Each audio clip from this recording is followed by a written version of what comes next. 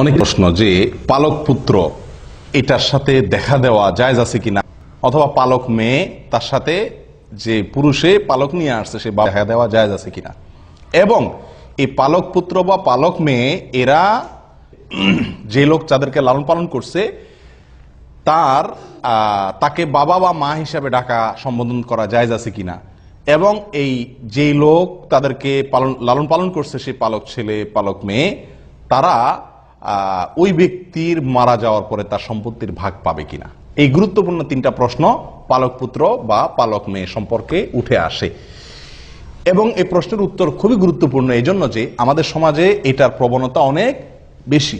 মানুষ পালক পুত্র রাখে, পালক মেয়ে রাখে, এবং এদেরকে মোটামুটি নিজের ছেলে হিসাবে সব জায়গায় পরিচয় করায়, আর এরাও ওই লোকের বাবা এবং তার স্ত্রীকে মা ডাকে, আর সমাজের লোকও আমরা সবাই ওই ছেলেকে অমুকের ছেলে বলি আর ওই লোকের অমুকের বাপ বলি, ঠিক না ঠিক? এটি শরীরের দৃষ্টিতে নাজায়েজ একটি কাজ, আমরা অনেকেই জানি না, অনেকেরই এই বিষয়ে হয়তো জানা নাই। এটি নিষিদ্ধ, আল্লাহ সুবহানাহু ওয়া তাআলা সরাসরি নিষেধ করেছেন কোরআনে কারীমে। আল্লাহ বলেছেন উদউহুম লিআবাইহিম, আল্লাহ তাআলা বলেছেন মা জাআলা আদইয়াআকুম আবনাআকুম, তোমরা যে পালক পুত্র রাখো পালক মেয়ে রাখো এরা কোনোদিনই তোমাদের মেয়েও না ছেলেও না। পিতৃত্ব এটা কোনোদিন পরিবর্তন করা যায় না। কথা বুঝে আসছে? আপনাকে যিনি জন্ম দিয়েছেন তিনি আপনার বাবা, জীবনে একবারের জন্য আপনার ভরণ পোষণ দেন নাই, তারপরও তিনি আপনার বাবা, আপনার প্রতি অবিচার করছেন, খোঁজ খবর নেন নাই, চলে গেছেন, তবুও তিনি আপনার বাবা। আমি কি বুঝাতে পারছি? আপনাকে গর্ভে ধারণ করেছেন, তিনি আপনার মা, কিন্তু দেখা গেল কয়দিন পরে কোন একটা কারণে তালাক হয়ে গেল, আর বিয়ে হয়ে গেছে, মা আপনার জীবনে কোনদিন খবর নেয়নি, তারপরও তিনি আপনার মা। অন্য মহিলা আপনাকে সারা জীবন লালন পালন করুক, কখনো সে আপনার এই মায়ের পদটা পাবে না। আমি কি বুঝাতে পারছি? আপনাকে যিনি জন্ম দিয়েছেন সে বাবার পদটি সারা জীবন আপনাকে স্বর্ণের থালেও যদি কেউ খাওয়ায় সে আপনার বাবার পদটি পাবে না। কিন্তু আমাদের দেশে সাধারণত যে লালন পালন করে পালক আনে তাকে ওই ছেলে মেয়েরাও বাবা ডাকে, আর বাবা ওই লোকও তাদেরকে ছেলে মেয়ে হিসাবে সমাজের লোকের কাছে পরিচিত করে, আর সমাজের লোকজনও আমরাও সবাই কি তাদেরকে ওই লোককে অমুকের বাপ অমুকের মা, আর ছেলে মেয়েগুলাকে অমুকের ছেলে অমুকের মেয়ে বলে আমরা সম্বোধন করি। এটা জায়েজ নেই, এটা জায়েজ নেই ভাই। এবং এই নাজায়েজ কাজটি আমাদের সমাজে হাজার হাজার মানুষ করতেছে অবলীলায়, না জেনে। নিষেধ, সরাসরি নিষেধ। নবী সাল্লাল্লাহু আলাইহি ওয়াসাল্লাম যায়েদ ইবনে হারেসা রাদিয়াল্লাহু তাআলা আনহুকে পালক আনছিলেন, পালক আনার মতো এরকম তাকে লালন পালন করছিলেন। তো লোকেরা সাহাবীরা সবাই বলা বলি করতে শুরু করছে যায়েদ ইবনে মুহাম্মদ মানে মুহাম্মদ সাল্লাল্লাহু আলাইহি ওয়াসাল্লামের ছেলে, এরকম বলা শুরু করছে। তখন আল্লাহ তাআলা আয়াত নাযিল করছেন, না, লালন পালন করা এটা ভালো জিনিস, পালক আনা এটা খারাপ না। বিশেষ করে যদি পালকটা এই জন্য আনা হয় যে আপনি একটা শিশুকে কি করলেন, ভরণ পোষণের ব্যবস্থা করলেন, তার অভিভাবক হলেন, তার পড়াশোনার ব্যবস্থা করলেন, তাকে শিক্ষিত করলেন, তাকে বড় করে দিলেন, লালন পালন করে দিলেন, এটা ভালো কাজ। বিশেষ করে যদি কোনো গরিবের সহায়তার জন্য হয়, অথবা কোনো ছেলে মেয়ের মা বাপ নাই বা তারা খরচ দিতে পারে না, এক্ষেত্রে যদি আপনি লালন পালন করেন এটা অত্যন্ত কি ভালো কাজ। কিন্তু আপনি লালন পালনের বিনিময়ে কখনো তার বাবা হতে পারবেন না, আর ছেলেও আপনার কোনোদিন ছেলে অথবা মেয়ে আপনার কোনোদিন মেয়ে হতে পারবে না। আমি কি কথা বুঝাতে পারছি? এটা সরাসরি নিষেধ করেন না। নবী সাল্লাল্লাহু আলাইহি ওয়াসাল্লামের বেলায় এই সুযোগ হয় নাই, তাহলে আমাদের বেলায় কি সুযোগ হওয়ার সুযোগ আছে? আর নাই, কারোর জন্য নাই। এখন কথা হলো, আমাদের দেশে যে পালক পুত্র পালক মেয়ে আনে, বেশিরভাগ মানুষ আনে কি জন্য? নিজের হয়তো ছেলে হয় না, মেয়ে হয় না, যার ছেলে হয় না সে একটা ছেলে আনে, যার মেয়ে হয় না সে একটা মেয়ে আনে, যার কিছুই হয় না সে ছেলে মেয়ে একটা কিছু আনে, ঠিক না ভাই? ঠিক। আমরা আনি নিজেদের সুবিধার জন্য, ওই বাচ্চার সুবিধার জন্য আমরা আনি না, ঠিক না ভাই? ঠিক। এখন যদি বাপই না ডাকে, মাই না ডাকে, তো আর লাভ কি? এরকম একটা ভাব থাকে না? জায়েজ নাই। এখন আপনি কি করবেন সেটা আপনার বিষয়। বাপ মা ডাকা কি নাই, জায়েজ নেই। এবং এই নাজায়েজ কাজটি অবলীলায় আমরা হাজার হাজার মানুষ করছি। একটি মাসআলা গেল। এখানে প্রসঙ্গে আরেকটি কথা বলতে চাই, অনেক সময় পয়সার বিনিময়ে আনা হয়।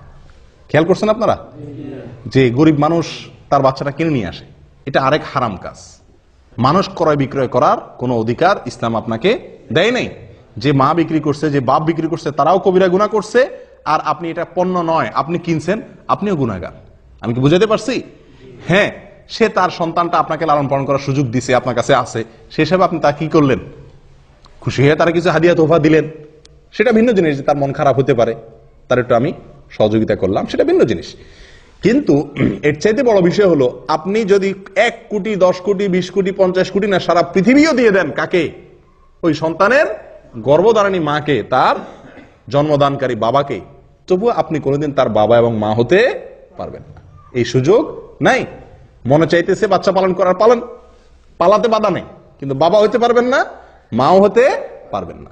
দ্বিতীয় কথা হলো, এই যে সন্তানটা, এই সন্তানটা বড় হইলে, ছেলে হইলে, ওই যে মহিলার ঘরে লালন পালন হয়েছে, সে মহিলার সঙ্গে তার পর্দা করা কি ফরজ, কারণ এই সন্তান তার কি না, পেটের সন্তান না।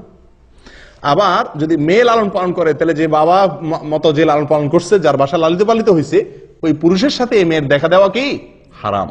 আমি কি বুঝাতে পারছি? কিন্তু এটার উপরে আমল করে কে? এখন কথা হলো, একই ঘরে থাকলে এই ছেলেকে এই মেয়েকে সারা জীবন লালন পালন করলাম, ছেলের মতো মেয়ের মতো করে, তার বাপ মা খুশি হয়ে আমার কাছে লালন পালন করার সুযোগ দিছে, তো এটা কিভাবে সম্ভব যে তার সাথে পর্দা করব? আপনি যদি তার সাথে পর্দা না করতে চান, এই ছেলে যখন ছোট ছিল, এই মেয়ে যখন ছোট ছিল, তার উপায় হলো তখনই তাদেরকে আপনার স্ত্রীর দুধ যে কোনো ভাবে চিবিয়ে চাবিয়ে কোন রকম দুধ খাওয়াই দেন, তাহলে আপনার দুধ সন্তান হয়ে গেল, এই ছেলে আপনার কি হয়ে গেল।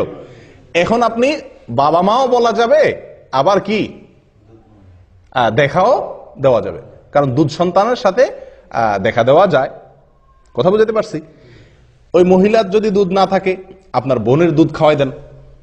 কথা বুঝে আসছে? এক কথায়, অথবা মহিলার বোনের দুধ খাওয়াই দেন, তাহলে অন্তত মহিলার সাথে দেখা দেওয়ার সুযোগ হবে। এক কথায় দুধ সম্পর্ক তৈরি হয়, এরকম কারোর সাথে দুধ খাওয়াই দেওয়ার ব্যবস্থা করতে হবে। তাহলে কি হবে? ওটা ছোটবেলায় করতে হবে। তাহলে কি হবে? দুধ সন্তান হয়ে যাবে, এবং ওই সম্পর্কের কারণে আপনার তার সাথে দেখা দেওয়া কি হয়ে যাবে, জায়েজ হবে। নাম্বার 3, সম্পত্তির মালিক এটা কোনোদিনই হবে না। এই সুযোগ দুধ সন্তান হলেও হবে না। আমি কি বুঝাতে পারছি? আপনি এত কষ্ট করে ছেলে পারলেন, মেয়ে পারলেন, আপনার যত সম্পদ রেখে যান, এক আনি সম্পদে, এক বিন্দু সম্পদে এই বাচ্চা পাবে না শরীয়তের হুকুম অনুযায়ী। আপনার যদি কোনো সন্তান না থাকে, আপনার ভাইরা পাবে, বোনরা পাবে, এই সন্তান কিছুই পাবে না। কথা বুঝছেন? কারণ সন্তান পাওয়ার জন্য রক্ত সম্পর্কীয় আত্মীয় হতে হয়। এই ছেলের সাথে আপনার রক্তের কোনো কি নাই, সম্পর্ক নাই। আমি কি বুঝতে পারছি? হ্যাঁ, যদি রক্ত সম্পর্কীয় হয় তাহলে আবার সেই হিসাবে পাবে, সেটা ভিন্ন জিনিস। কথা কি বুঝতে পারছি? হ্যাঁ, এখন যদি আপনি বলেন যে সারা জীবনের লালন পালন করলাম, এ কিছুই পাবে না, কেমনে হয়? তাহলে আপনি একে জীবদ্দশায় যা মনে চায় তাকে কি করতে পারেন, দান করে দিয়ে যেতে পারেন। আমি কি বুঝতে পারছি? কারণ ওয়ারিস ছাড়া অন্য কাউকে জীবদ্দশায় নিজের সম্পত্তি তারা কি করে দেওয়া যায়, দান করে দেওয়া যায়। তাহলে 3টা সমস্যার কথা বলছি, 3টা সমস্যার কি আছে, সমাধান আছে।